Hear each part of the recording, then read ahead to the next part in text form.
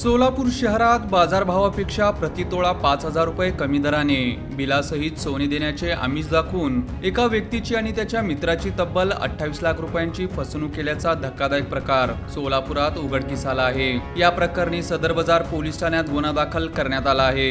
दरम्यान फिर्यादी अमर सुनील तुपे वय 30 राहणार बलवडी भाळवणी तालुका खानापूर जिल्हा सांगली यांनी या प्रकरणी पोलिसात तक्रार दिली आहे।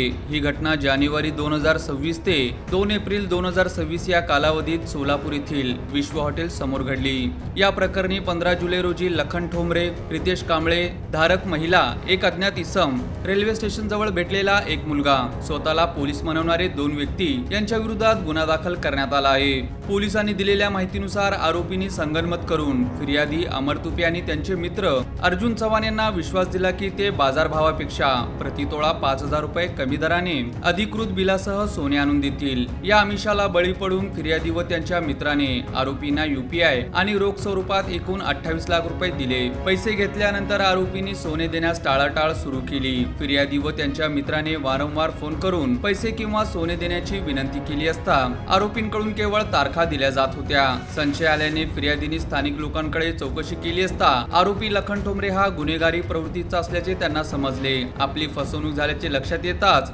फिर्यादींनी पोलिसात धाव घेतली।